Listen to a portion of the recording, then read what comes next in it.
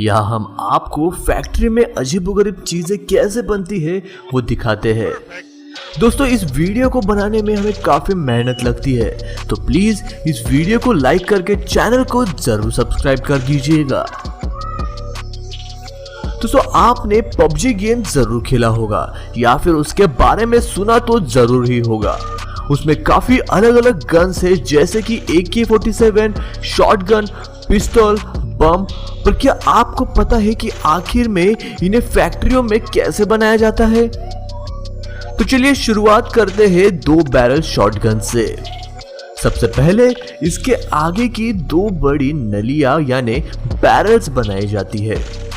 बाद में इनके मुंह को चौड़ा किया जाता है। अब इन 2 बैरल्स को एक साथ जोड़ा जाता है। जोड़ने के बाद इनके जॉइंट्स को गर्म किया जाता है ताकि बाद में गोली चलने के बाद वो निकल न जाए। अब इन 2 नलियों को पूरी तरह से वेल्ड किया जाता है। इतना काम होने के बाद अब उनकी फिनिशिंग की जाती है। बैरल तैयार होने के बाद अब उनके लकड़ी के बेस को बनाया जाता है। इसे बनाने के लिए काफी खास तरह की लकड़ी का इस्तेमाल किया जाता है, जो सालों साल बिना खराब हुए टिक सकती है। अब बेस के आकार के हिसाब से इसे काट कर इसकी फिनिशिंग की जाती है। अब बारीक कारीगरी करके इसमें मेटल पार्ट्स लगाए जाते हैं। अब बारी है एक्शन बनाने की। इसके लिए एक बड़े मेटल ब्लॉक को लेकर उसकी फाइलिंग की जाती है। पूरी तरह से बनने के बाद इसे उन 2 बैरल्स के साथ अटैच किया जाता है। अब इस पर काफी बारीक कारीगरी की जाती है। जितनी बारीक कारीगरी उतनी ज्यादा कीमत। अब आखिर में सारे पार्ट्स को जोड़कर सारी चीजें फिट की जाती है और उसके बाद फिर उसकी टेस्टिंग की जाती है। एक बार जब ये टेस्टिंग पास हो जाती है तो उन्हें बेचने के लिए आम शॉप्स में भेज दिया जाता है। नंबर 2 पर है AK-47। दोस्तों, आपने इस गन का पबजी गेम में जरूर इस्तेमाल किया होगा और इसे चलाना बच्चों का काम नहीं है, न ही गेम में और न ही असलियत में। तो चलिए जानते हैं कि आखिर इसे फैक्ट्रियों में कैसे बनाया जाता है। सबसे पहले मेटल को काट कर इसके अंदर के छोटे छोटे हिस्से बनाए जाते हैं। बाद में इन्हें वेल्ड किया जाता है। यह वही हिस्से हैं जहां पर एक्चुअल गोली रिलोड होती है। बाद में फाइलिंग करके वहां पर ट्रिगर हैंडल लगाया जाता है। अब बैरल और इस पार्ट को एक साथ ज्वाइन किया जाता है।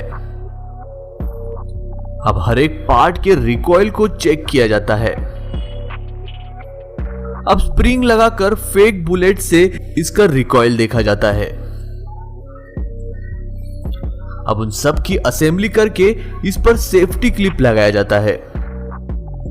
अब आखिर में इसे कलर देकर इसकी टेस्टिंग की जाती है और इसे बेचने के लिए भेज दिया जाता है।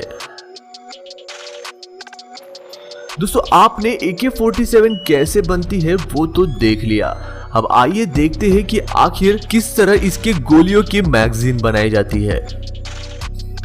इसे बनाने की शुरुआत की जाती है एक बड़े स्टील के फॉइल से, जिसे एक कटर मशीन के नीचे डाला जाता है, जो उसे एक स्पेसिफिक आकार में काट देता है।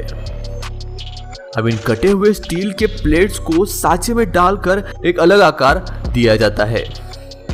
अब दूसरे अलग अलग मेटल के टुकड़ों को काटा जाता है तो इसके अंदर जाने वाले हैं। अब इन सब को एक साथ रखकर वेल्ड किया जाता है। वेल्डिंग करने के बाद इन्हें कलर किया जाता है। फिर इनमें गोलियां डालकर इनकी टेस्टिंग की जाती है और इन्हें बेचने के लिए भेज दिया जाता है। अगले नंबर पर है टायर मेकिंग। दोस्तों, आप में से कई सारे लोगों ने साइकिल जरूर चलाई होगी, पर क्या आपको पता है कि आखिर आप जिस साइकिल को चला रहे हैं उसके टायर कैसे बनते हैं? इसे बनाने की शुरुआत की जाती है अलग अलग रबर कंपाउंड से, जिन्हें एक साथ मिलाकर इसे बनाया जाता है। इन सारे कंपाउंड्स को सबसे पहले एक ब्लेंडर में डाला जाता है जो इन्हें अच्छे से मिक्स कर देता है। बाद में यह मशीन इन्हें आटे का रूप दे देती है। पावरफुल रोलर इस आटे को प्रेस करके इसकी लंबी शीट्स बना देते हैं और इसके नीचे लगे ब्लेड्स उसे छोटे आकार में काट देते हैं। अब इसे और कई सारे रोलर्स से होकर गुजरना पड़ता है जो उसे सही जाड़ी का बना देता है। अब एक स्टील वायर को इस मशीन के ऊपर लगाया जाता है जो इसे गोल घुमाकर एक दूसरे के साथ चिपका देता है। अब टेक्नीशियन इन्हें टेप लगाकर बाजू में इकट्ठा करते हैं। अब पहले के रबर शीट्स को एक्सट्रूडर में डाला जाता है जो इन्हें गर्म करके एक प्लेन रबर का रूप दे देता है।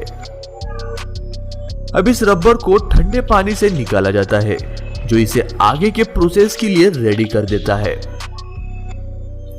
अब वही दूसरी तरफ प्लेन रबर की शीट्स के टुकड़े किए जाते हैं। अब इन पीसेस को जॉइन करके दूसरी लंबी स्ट्रिप बनाई जाती है। अब एक टेक्नीशियन इस रबर शीट को मशीन ड्रम पर रैप कर देता है। अब रोबोट 2 मीटर स्ट्रिंग को इस पर लगाकर रख देता है।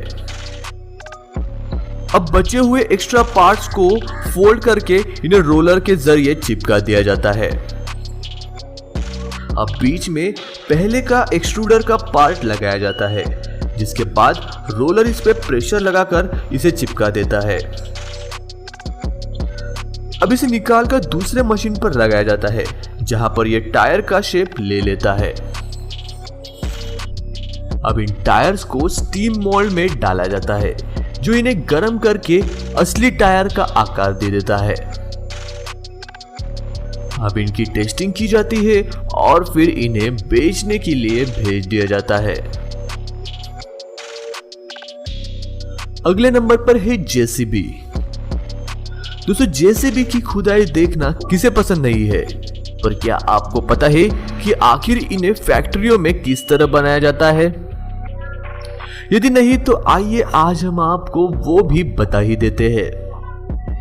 इसे बनाने की शुरुआत की जाती है इसके आगे और पीछे लगने वाले ताकतवर आर्म से, जिन्हें लोगों द्वारा हाथों से बनाया जाता है क्योंकि कोई भी मशीन इसे इतनी सटीकता से नहीं बना सकती। अब इन्हें वेल्ड करके इन पर कलर की कोटिंग की जाती है ताकि वो जंग न पकड़ ले। अब इन्हें दूसरे सेक्शन में भेजा जाता है जहां पर इन सारे बनाए गए पार्ट्स को असेंबल किया जाता है। अब उसके स्पेयर पार्ट्स और ड्राइविंग कैबिन को लगाया जाता है। अब इसके नीचे के पहियों को इस मेन स्ट्रक्चर के साथ जोड़ा जाता है। अब इसकी फिनिशिंग करके इसकी टेस्टिंग की जाती है और फिर इस तरह बनाया जाता है आपका जेसीबी। आखिरी नंबर पर है बस। दोस्तों आप में से काफी सारे लोगों ने बस का सफर जरूर किया होगा, पर क्या आपको पता है पर आखिर जिस बस से आप हर रोज काम पर जाते हो उसे कैसे बनाया जाता है?